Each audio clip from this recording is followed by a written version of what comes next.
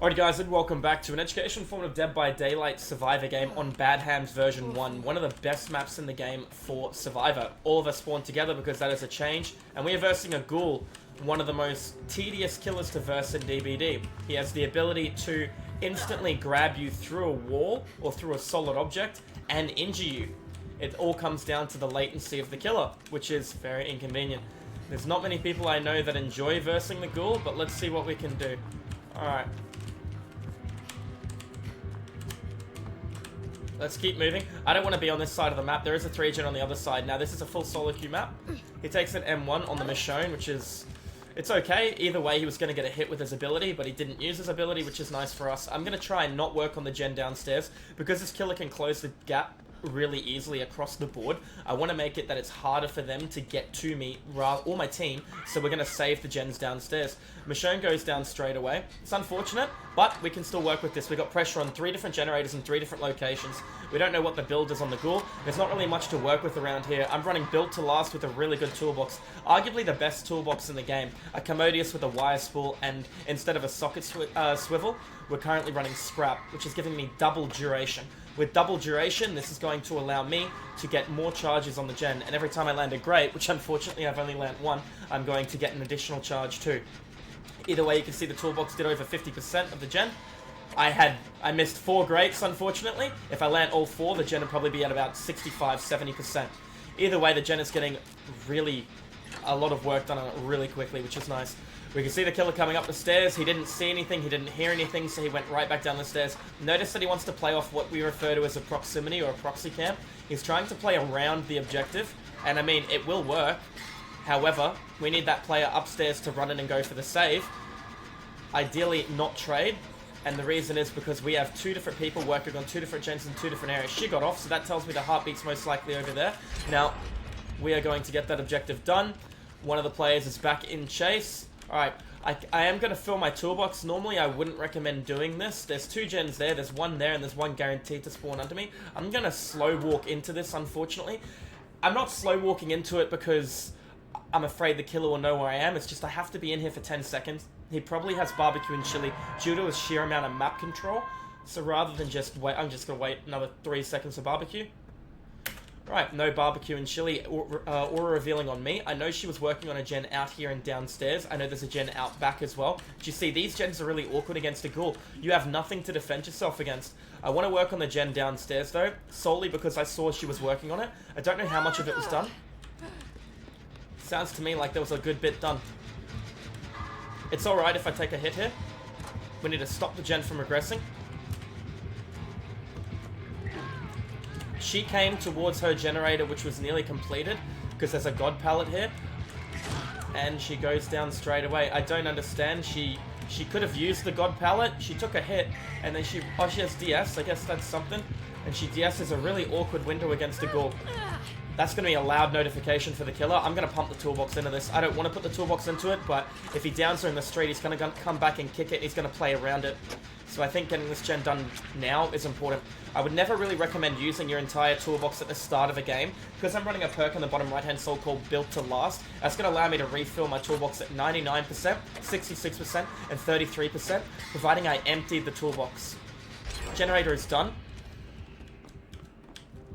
Now, if the killer comes to apply pressure to me, that's okay. I've got a really awesome locked door here. So it's going to put the killer in an awkward spot. Looks like he's found Michonne. The other girl's working on a gen. I'm going to run over here and start working on this. I have a feeling she's working on the gen upstairs because that's originally where she was. Going to get a wiggle off. He's trying to take her back to most likely the proximity of the center of the board. I'm actually going to make a tactical decision not to finish this generator. Now, why am I doing that? He obviously took her to one side of the board for a reason. I didn't see anything outside of the shack, and now he might actually have close-ish to a 3-gen strap.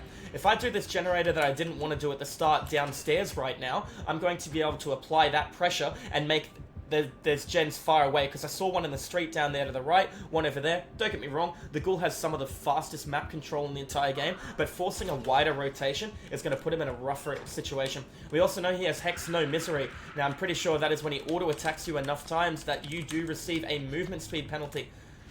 I can hear not fire, but water leaking. It's okay, let's proceed to work on the generator.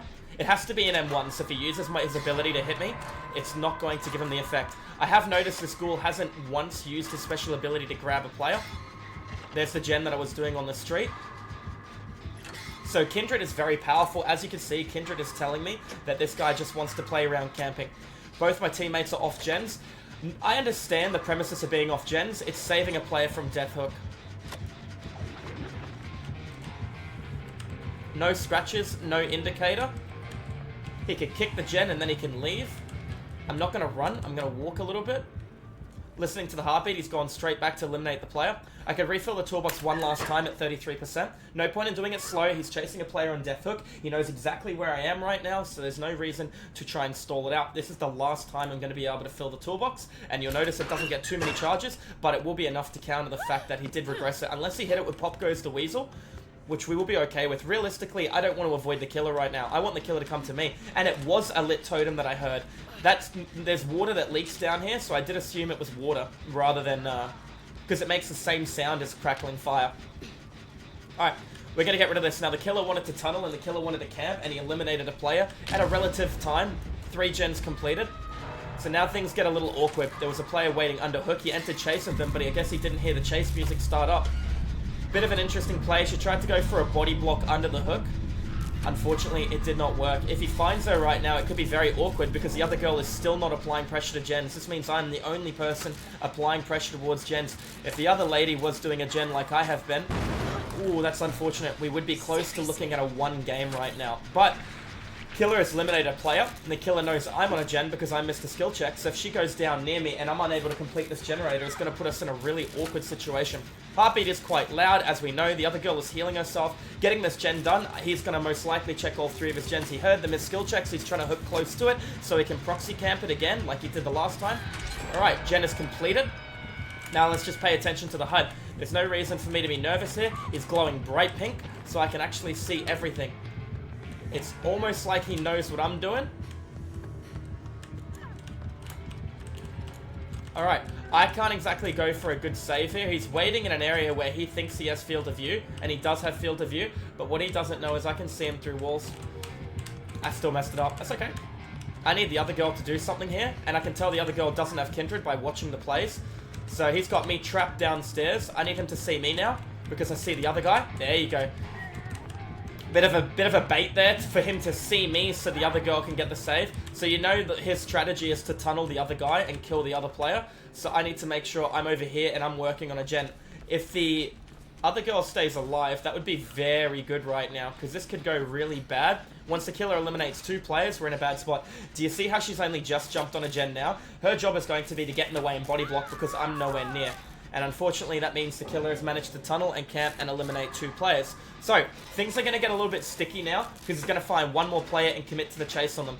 I'm feeling like if he chases me, I should be able to hold my own. This is a very good map, but I need my teammate to be on a generator. As you can see, she's walking around and she's hiding a little bit. If she spent just as much time on gens as I did, we'd be in a much more comfortable situation. Ideally, if she had information provided on Kindred, she'll know exactly where I'm working on a gen. She'd be able to come over here when the killer is about to do the little dance that he's going to do. He's going to check all 3 of his gens, see which gen's closest to being completed, and he's going to chase the player that he sees. He's going to see me, because I'm going to let him see me, because I feel more comfortable in my ability to loot than a random person in solo queue. So, he found her rather than finding me. I have to hope that she stays up for another 25 seconds while I do this gen and reposition to go for a hook save on her. Then I'm going to have to hook save her, he's going to tunnel me, and it's going to be very hard for me to make it to a door. That's the most likely scenario that's going to happen right now. Or she can go down early, I complete the gen, he can slug and look for the snowball.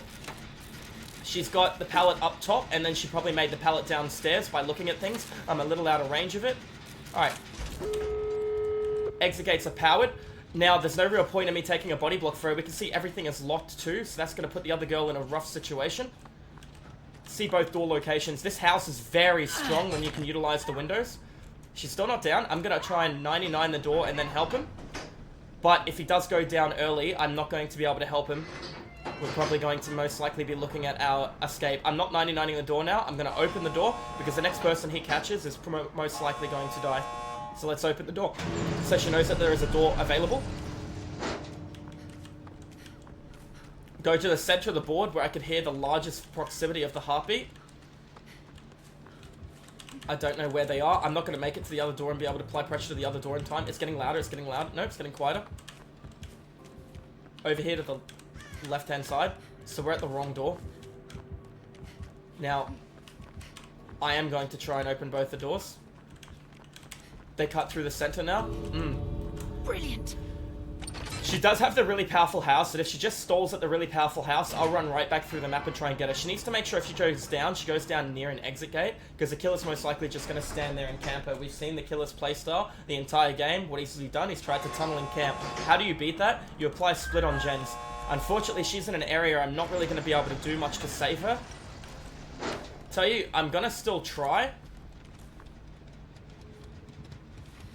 Unless we get spotted.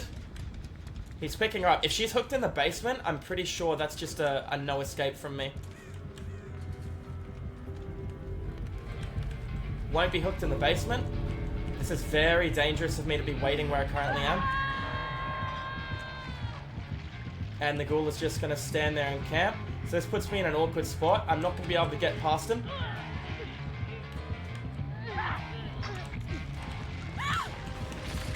I have no idea why she didn't choose to run for one of the doors. She ran the complete opposite direction for the door. I came out and instantly went for the body block. So she decided to run round to the right. The best thing I can do is leave and give her the hatch. I opened both doors. She might not have known where the doors were if she was focusing on the loop. Anyways, guys, that's going to be an educational form of Dead by Daylight Survivor game. I can't stay, I can't heal, I came in for the save. Unfortunately, 2 people were tunnel and eliminated out of the game, and while that was happening, I was working on gens. I believe that game I completed 4 generators. It might have been 3, but if my team managed to distribute the load, if you do 1 gen and 20% of another gen, that is the equal distribution of all generators on the board. So having 1 player do 4 generators is a bit excessive. It just comes down to bad synergy in the team, which is alright. It is a solo queue match, and if you guys enjoyed the educational form of Dead by Daylight Survivor game, make sure you tune into the live stream. I do educational form of DBD Killer and Survivor content over at Twitch if you guys want to pop on in. Anyways, guys, thank you all for watching, and I'll see you on the fog in the next video. Have a good one. Cheers.